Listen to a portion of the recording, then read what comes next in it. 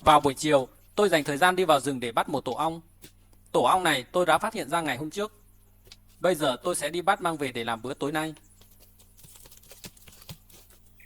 Loại ong rừng này chỉ hoạt động vào ban đêm, ban ngày thì chúng ngủ yên. Nó ở trên ngọn cây tre. Tôi đã mang quần áo bảo hộ theo. Tôi sẽ mặc vào để bắt loại ong này. Loại ong này khá độc, nên cần phải có quần áo bảo hộ. Nếu không may bị chúng đốt, có thể phải nhập viện. Vì vậy phải hết sức cẩn thận. Loại ong này khá đặc biệt và hiếm hơn. Tổ của nó có thể ở trên ngọn cây, trong bụi rậm, hoặc tổ này thì ở trên ngọn cây tre. Tôi hạ dần tổ xuống. Chúng bắt đầu bay xuống để tấn công tôi. Hình dạng con ong này có bề ngoài màu vàng, thân nhiều lông. Vết đốt của chúng có thể gây thối. Đây chính là tổ của chúng. Mọi người có thể quan sát thấy. Tuy hoạt động vào ban đêm nhưng ban ngày chúng vẫn có thể bay và đốt người rất mạnh.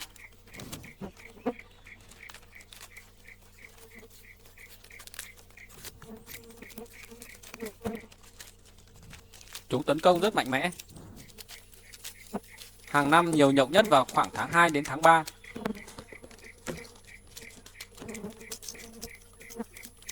Đến khoảng tháng 7 tháng 8 thì không còn nhộng nữa. Chúng rất lì và bám theo. Tôi cần phải đốt lửa để hun khói thì mới có thể tách rời được chúng. Không thì chúng có thể bám tôi trở về đến nhà.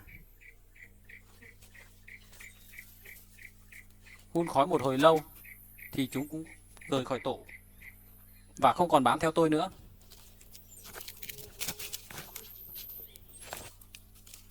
Cuối cùng tôi có thể cởi bỏ bộ quần áo bảo hộ, cho vào sọt và trở về. Trên đường về thì tôi hái rau rừng. Loại rau rừng này chỉ mọc vào một thời điểm trong năm. Chúng có vị ngọt, giống như vị của mì chính, bột ngọt.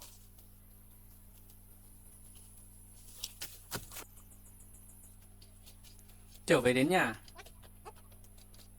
Tối nay tôi không còn lo lắng vì không còn thức ăn nữa. Tôi sẽ chế biến món ăn từ ong và rau rừng. Tổ ong này so với các tổ khác thì là khá to. Tôi bắt đầu tách từng tầng một.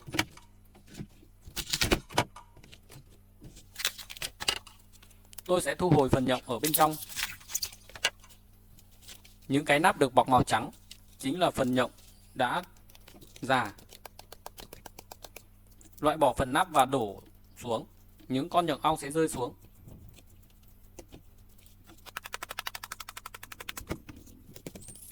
Rất nhiều. Đang đúng thời điểm chúng nhiều nhộng nhất. Bằng này tôi có thể chia ra làm 2-3 bữa.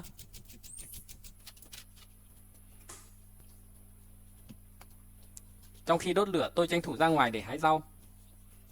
Tôi sẽ hái rau cải để nấu canh.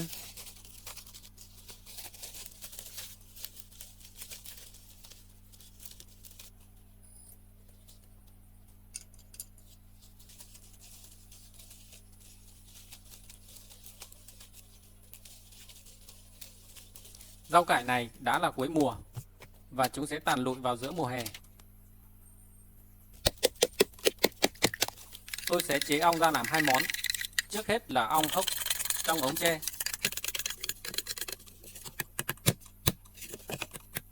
Tạo một cửa sổ.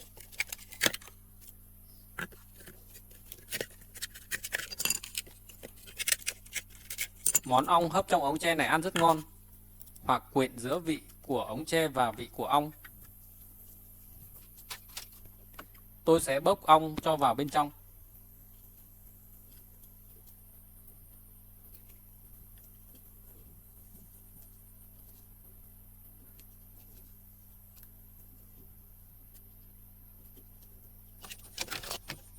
Bây giờ sẽ cho gia vị vào. Cho thêm một ít nước để chống cháy. Đậy nắp lại.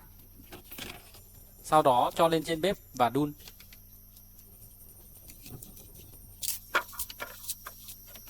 Tôi sẽ dùng rau cải để nấu canh. Một phần ong còn lại để xào.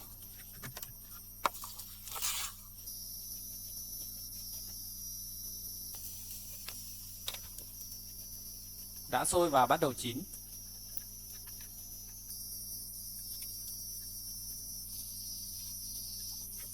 Tôi thử và cảm giác thấy rất là ngon. Một món đã xong. Bây giờ tôi sẽ tiến hành làm món xào.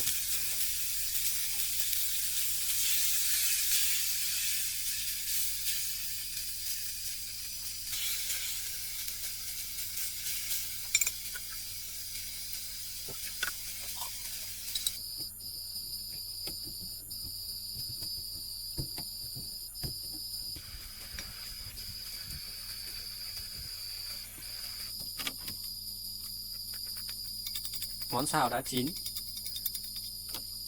Khá nhiều và tôi không thể ăn được hết.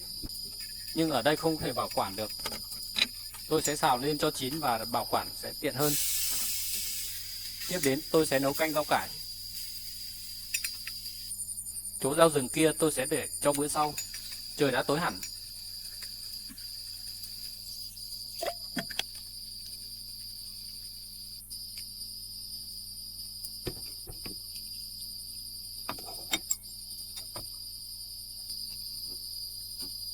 Mọi thứ đã xong. Phần nhồng ong còn lại tôi sẽ để cho bữa sau. Bây giờ tôi có thể thưởng thức bữa tối.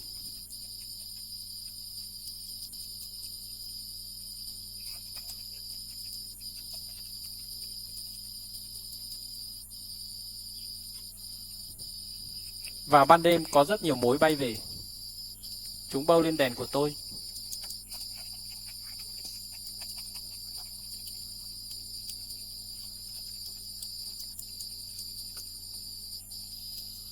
Ở trong rừng chỉ có thể ăn những món ăn như thế này.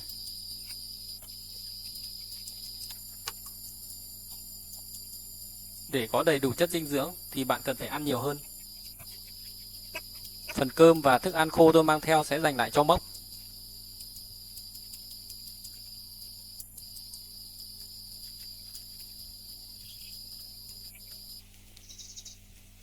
Một ngày mới lại bắt đầu. Tôi dành thời gian để chăm sóc vườn rau.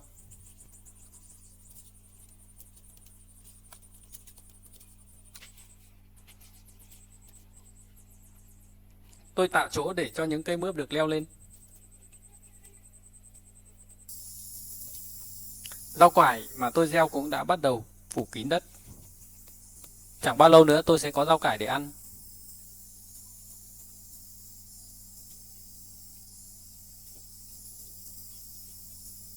Những cây mướp đang bắt đầu leo lên. Đây là số hạt mướp đắng còn lại, tôi đã trồng nốt. Tôi trồng men theo chân đá để chúng leo lên những mỏm đá.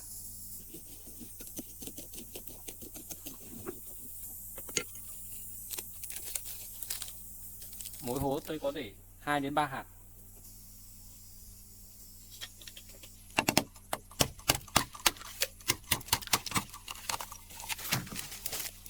Tôi sẽ đi chặt một số cây tre về để đan một số sọt để lấy cá.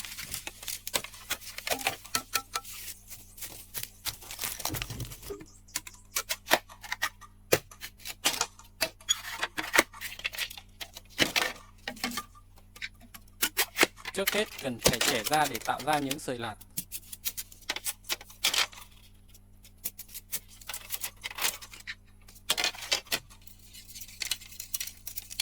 Khi tách ra chúng ta sẽ thu được những sợi dây lạt mềm và dẻo dai.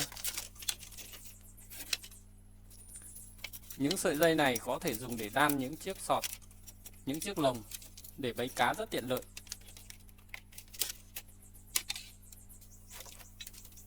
Cần phải chọn những cây tre non thì độ dẻo dai mới cao.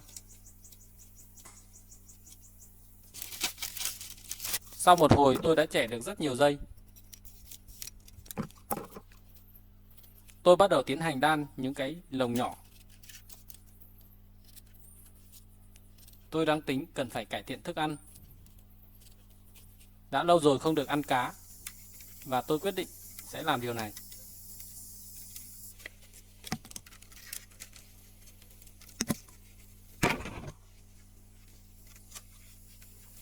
Bắt đầu đan những chiếc lồng để bẫy cá.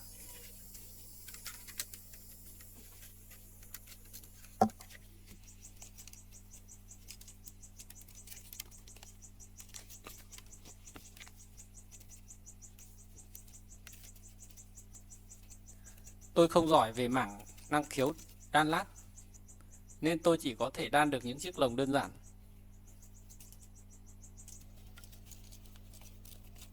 Miễn sao có thể bẫy được cá là được.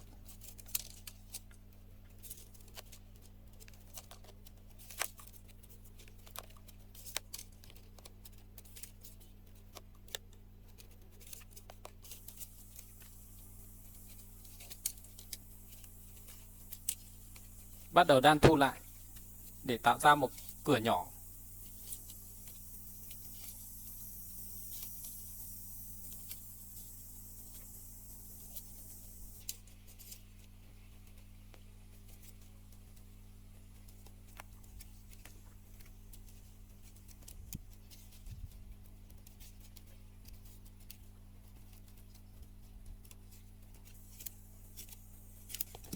Một chiếc lồng đã được đan xong. Rồi 3 chiếc.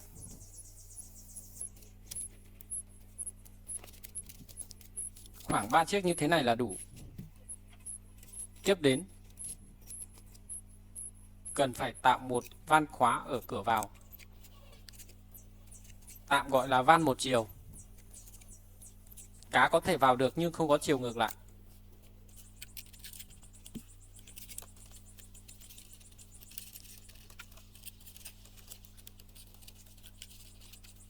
Khi cá đi vào thì việc vào sẽ rất dễ dàng.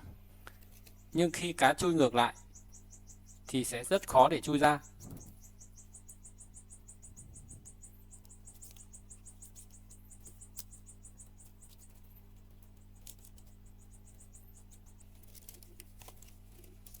Cuối cùng 3 chiếc sọt cá đã được đan xong. Tôi xếp 3 chiếc sọt này để vào trong sọt của tôi và mang đi đến con suối.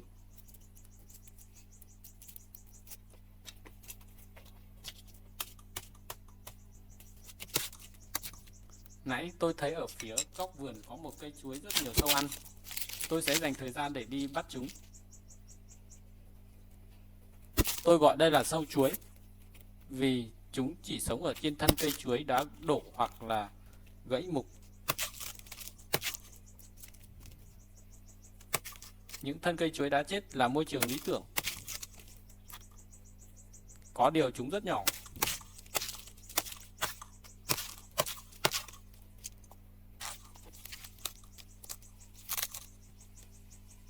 Chúng sẽ đục trong thân cây chuối và lấy cây chuối để làm thức ăn.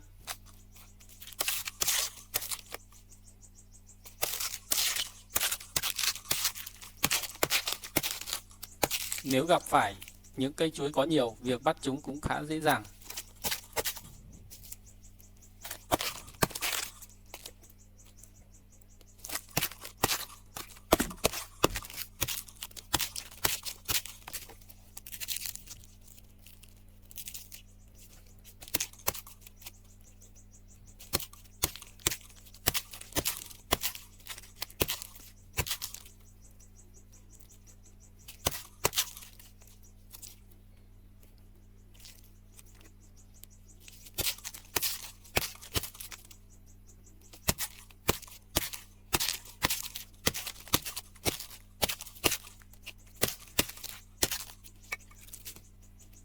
Cùng họ với nó là những loại to hơn, sống ở thân cây dừa hoặc cây dừa dại ở trong rừng. Loại này thì chỉ sống trong cây chuối nên nó rất nhỏ. Tôi sẽ đem về để xào lên. Khi xào lên chỉ còn lại một ít, khá là thơm.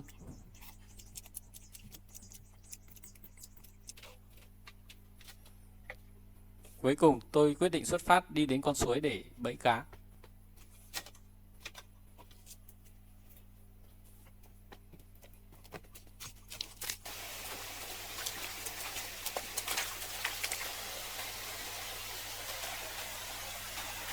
Những đầm nước nhỏ này có rất nhiều loại cá nhỏ.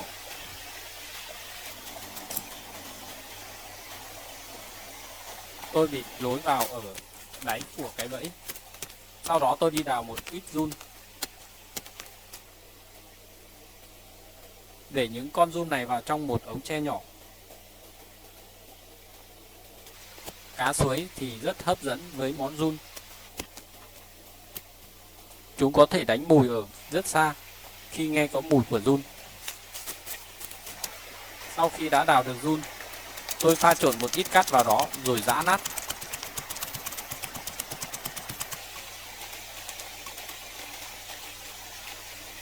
Sau khi giã nát, tôi sẽ chia ra 3 phần trong 3 miếng vải nhỏ. Bây giờ là đất và cát và giun hòa quyện với nhau. Tôi gói lại trong một túi vải nhỏ.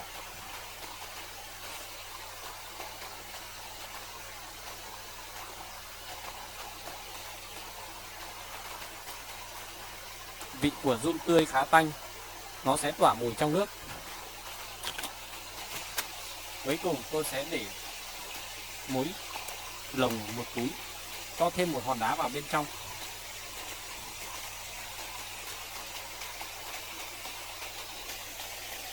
Đã xong, sau đó tôi đem thả xuống nước.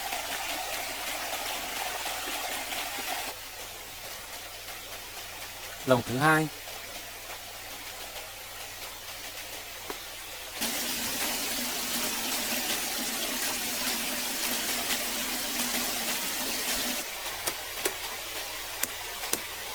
Lồng cá thứ ba tôi sẽ thả ở vị trí này.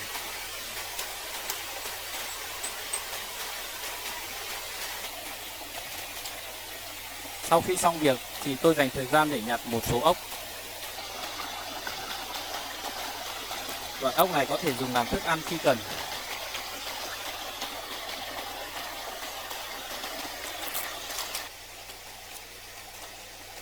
Tôi sẽ nhặt và cho vào ống tre để mang về. Ngoi đá để bắt cua.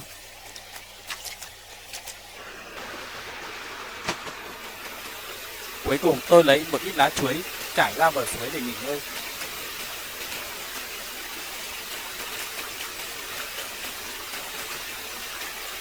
Tôi sẽ ngủ một giấc. Khi dậy tôi sẽ đi thăm bẫy cá. Vị tanh của giun sẽ lan tỏa trong nước và sẽ kích thích cá đến rất nhanh. Khoảng 2 tiếng sau, tôi bắt đầu đi thăm bẫy.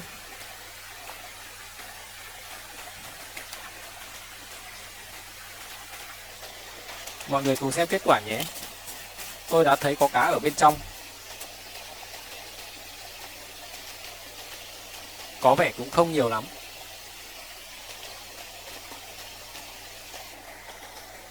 Còn có cả ếch nữa.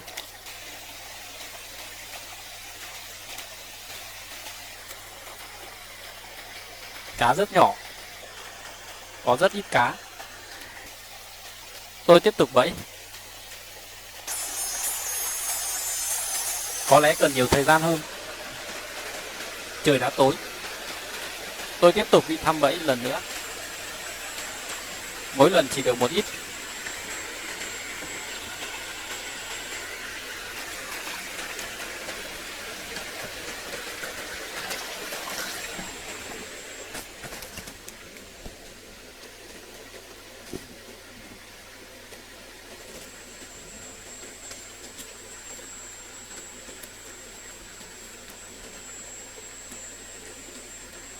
Có mấy loại cá khác nhau. Trong đó có một loại cá nheo, cá chê, cá da trơn và cá có vảy. Một con cua. Nó đã chui vào trong.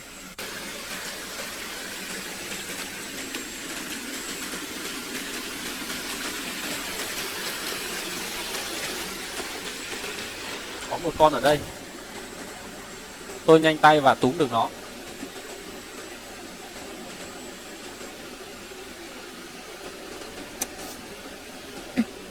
khá khó để mang nó ra. Cuối cùng tôi cũng bắt được. Tiếp một con ở đây nữa.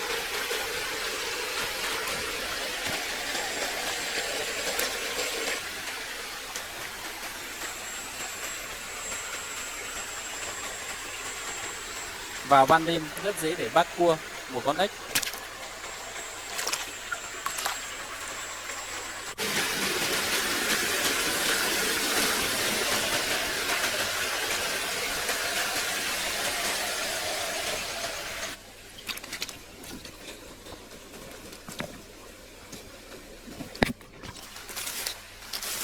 Tôi thấy một con ếch nhảy ra đây.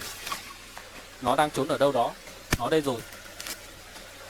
Một con ếch đồng khá to. Tiếp đến đây là một con nữa. Thật tuyệt vời.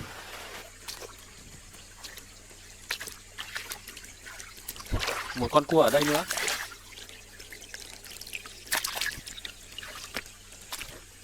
Có lẽ đi kiếm thức ăn vào ban đêm sẽ trở nên dễ dàng hơn. Ngày hôm sau, đêm qua tôi đã trở về và ngủ. Hôm nay tôi mới dành thời gian để chế biến. Đây là toàn bộ số cá và ếch tôi bắt được. Một ít cây sen rừng để nấu. Cua thì đem ra luộc.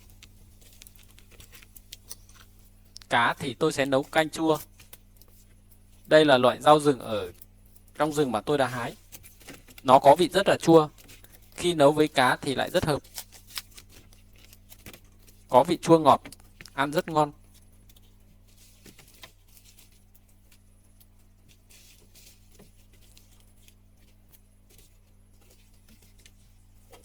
Tôi sẽ nướng mấy con ếch. Phần cá thì nấu canh chua. Cua thì sẽ đem luộc.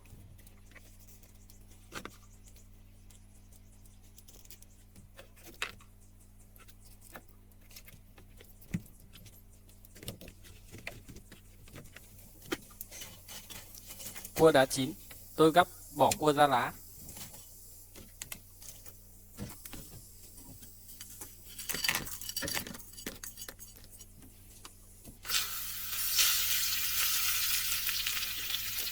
Tiếp đến, tôi sẽ làm món canh chua trước. Xào nó lên và đổ nước vào.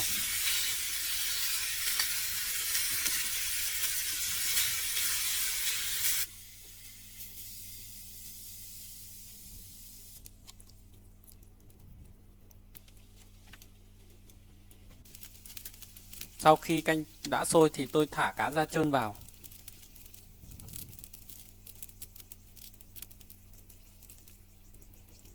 Nó rất hợp. Lát nữa tôi có một nồi canh ăn rất ngon.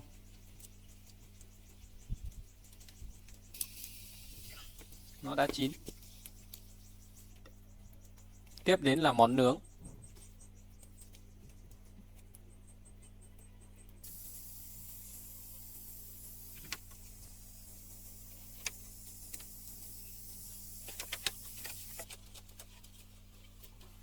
Tôi mang những cái lồng ra treo ngoài hiên. Vừa để trang trí và bảo quản. Cho chúng luôn khô ráo và có thể sử dụng cho nhiều lần.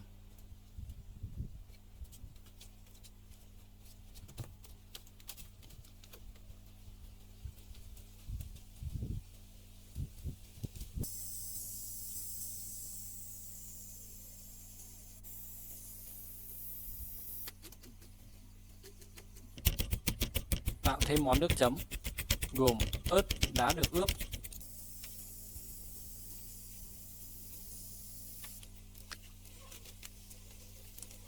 ếch và cá nướng gần chín. Mọi thứ đã xong.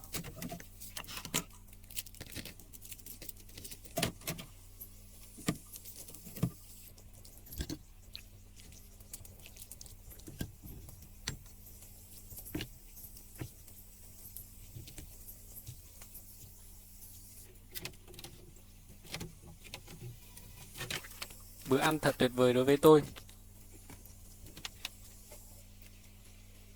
Xin mời tất cả mọi người.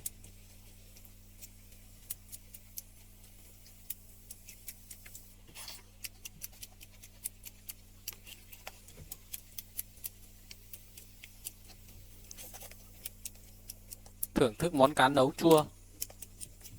Và tôi rất thích món canh này. Món nước canh chua chua và rất ngon.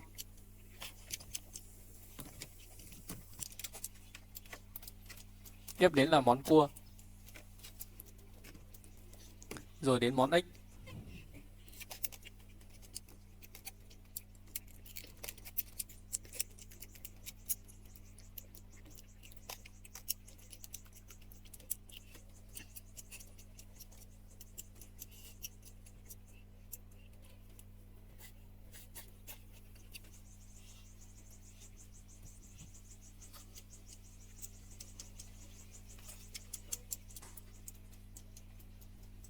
Một ngày mới lại bắt đầu. Vào buổi sáng, tôi nấu cho Mốc ăn. Thức ăn của nó là cá trộn với cơm.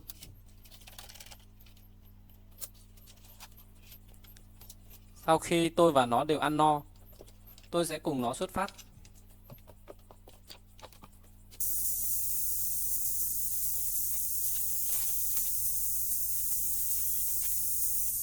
Tôi tiếp tục đi tìm ong. Đây có một cây lá chua có thể để làm rau để nấu canh.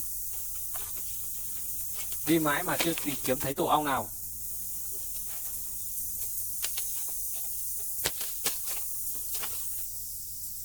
Cuối cùng tôi cũng đã phát hiện ra một tổ. Tổ này khá to.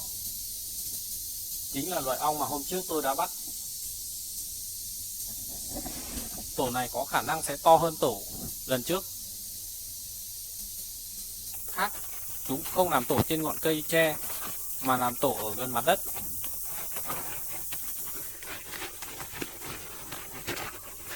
Tôi sẽ mặc bộ quần áo bảo hộ vào.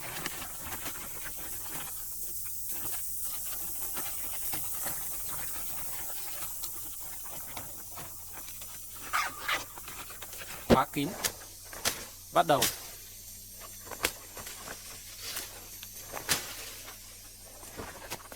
Tổ của nó ở trong bụi rậm. Chúng bắt đầu lao ra.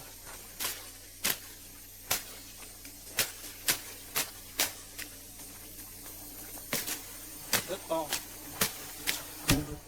Gấp đôi tổ hôm trước mà tôi đã bắt.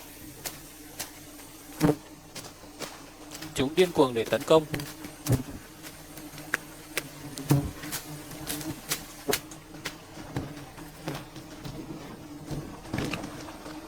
Nếu không mặc quần áo bảo hộ, có thể có đến hàng trăm nghìn vết đốt.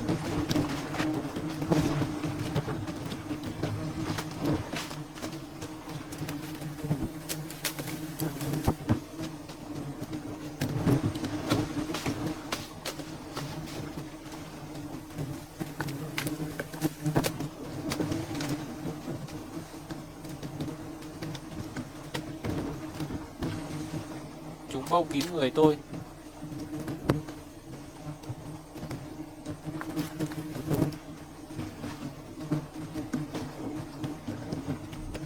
Có lúc tôi gần như bị choáng váng.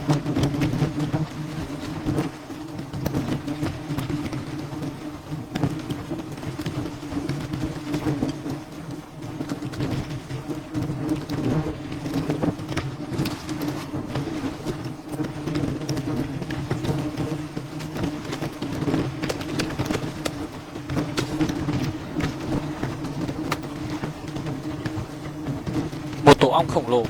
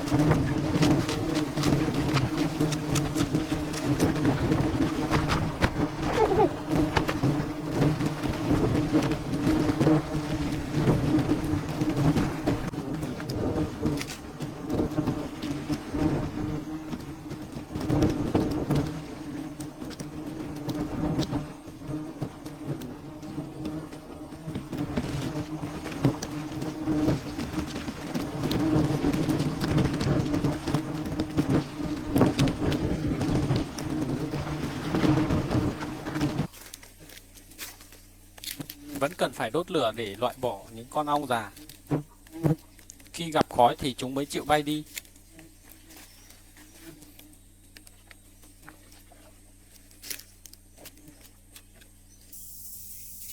Cuối cùng chúng cũng bay đi hết. Tôi đã thu lại được cái tổ. Tôi mang tổ trở về nhà.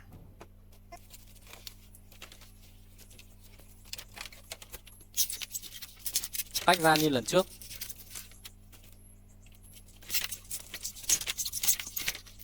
Tổ này to gấp đôi tổ lần trước.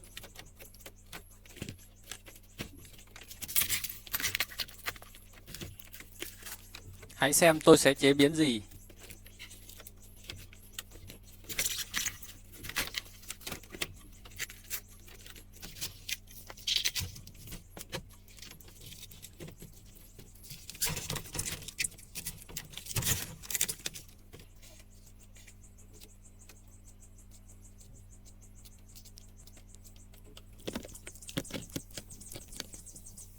Thu hồi phần nhộng ở bên trong.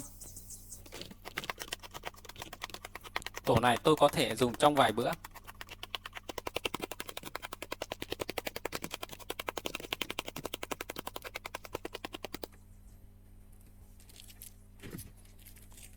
Phần còn lại tôi sẽ để lại. Đây là 2 phần và tôi sẽ chế biến 2 món ăn.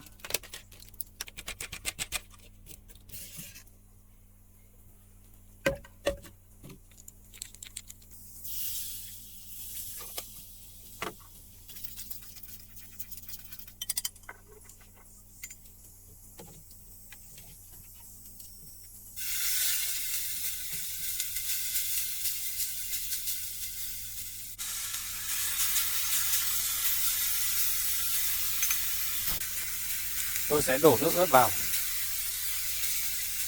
Đây là ớt giấm. Có vị rất ngon.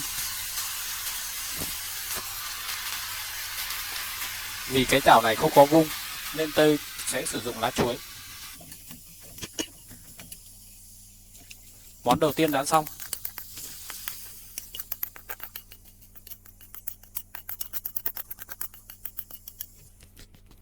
Hãy xem tôi sẽ chế món gì tiếp theo. Tôi sẽ đổ phần ong còn lại vào. Xào qua. Sau đó tôi đổ nước vào.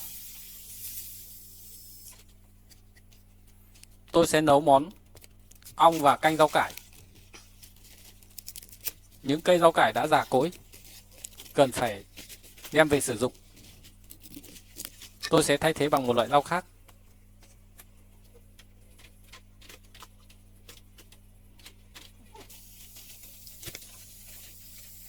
Tận dụng một chiếc can hỏng để làm chậu.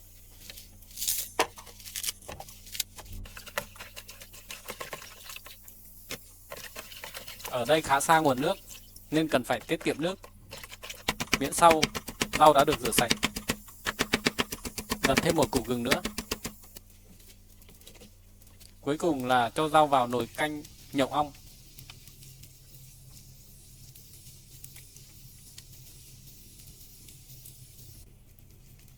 Rồi cho gừng đã giã nát vào.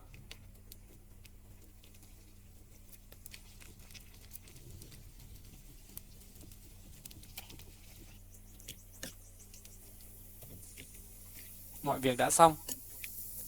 Bây giờ có thể múc canh rau ra bát.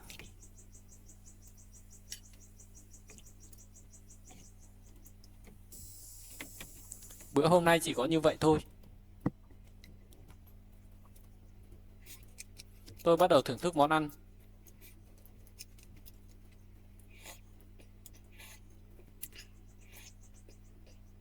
Rất ngon. Vị ong xào với ớt vừa cay và vừa thơm.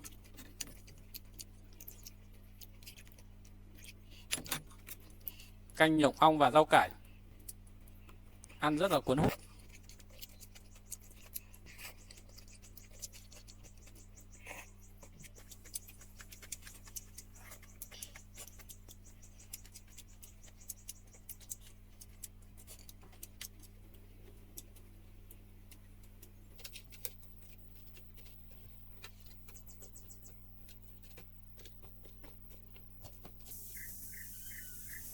Một ngày mới lại bắt đầu.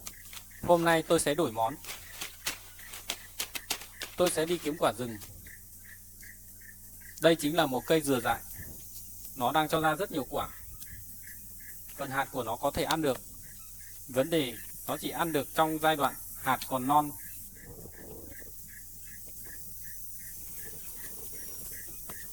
Tôi sẽ thu hoạch lấy một ít, mang về để làm thức ăn.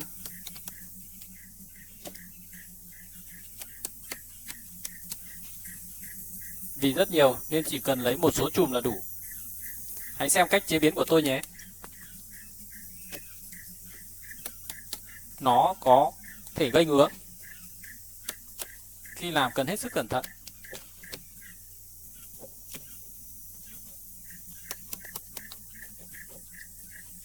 Đó là thức ăn của một số loại thú rừng.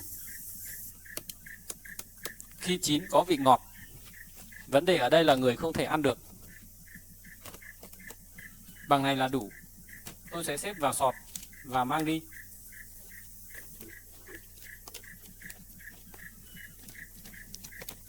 Bây giờ quả đang còn non và phần sử dụng được chính là phần hạt.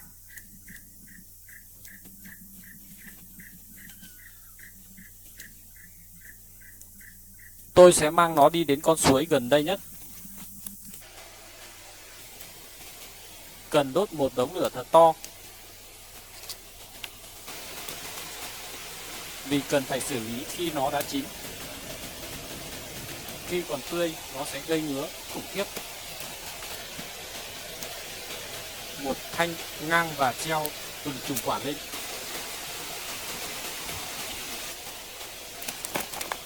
Đốt lửa thật to.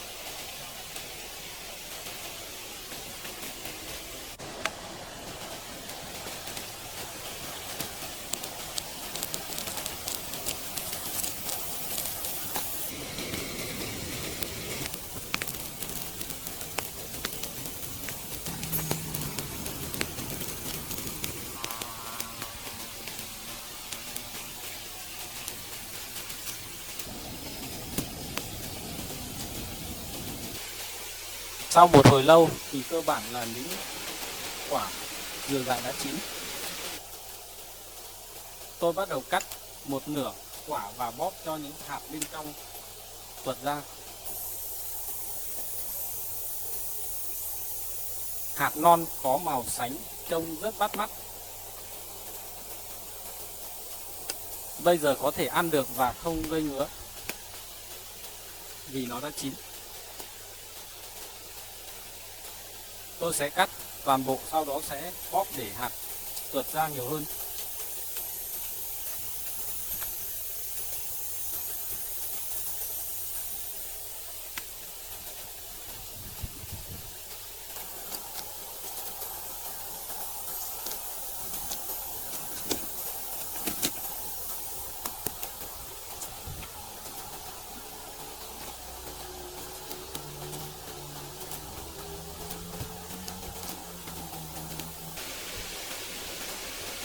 Cuối cùng cũng gần xong.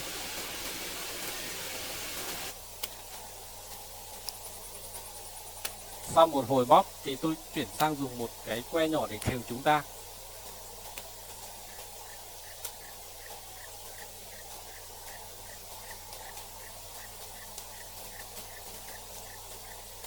Từ những hạt này có thể chế ra rất nhiều các món ăn. Có nhiều người rất thích ăn món này. Với tôi thì bình thường. Trong rừng tôi không có nhiều gia vị nên chỉ có thể chế cách ăn đơn giản nhất.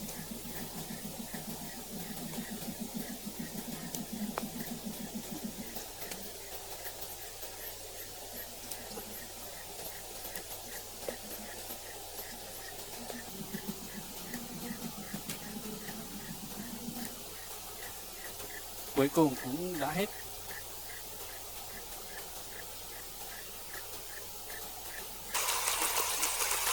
Tôi đem ra suối nước để rửa cho sạch sẽ.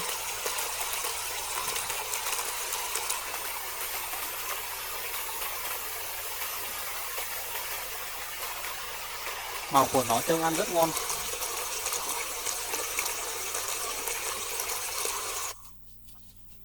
Cuối cùng tôi lại trở về nhà. tôi sẽ mang về nhà để chế biến. Trong quá trình ở suối tôi bắt được thêm một con cua. Tôi sẽ luộc cua lên để làm thức ăn. Món này tôi có thể ăn trong vài bữa.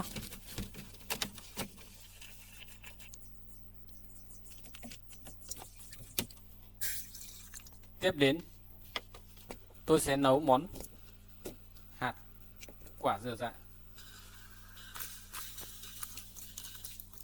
Cho vào nồi nấu.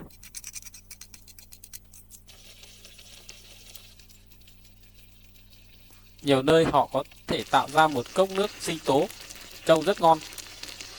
Nhưng ở trong rừng, tôi chỉ có thể nấu đơn sơ như vậy. Còn lại tôi sẽ cất đi để ăn dần.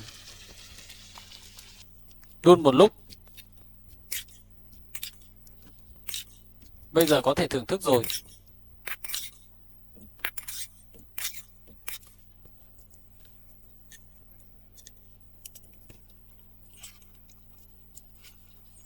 Nó có vị sệt sệt. Cảm giác ăn rất ngon.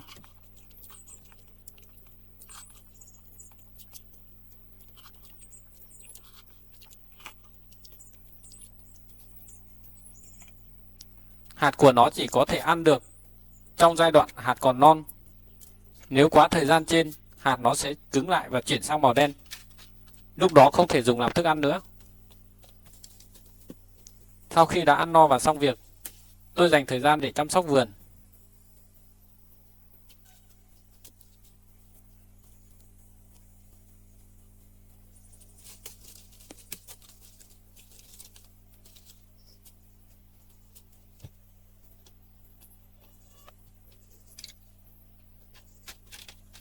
Mọi việc đã xong xuôi. Giờ tôi có thể nghỉ ngơi. Chúc các bạn vui vẻ và chờ đón video tiếp theo.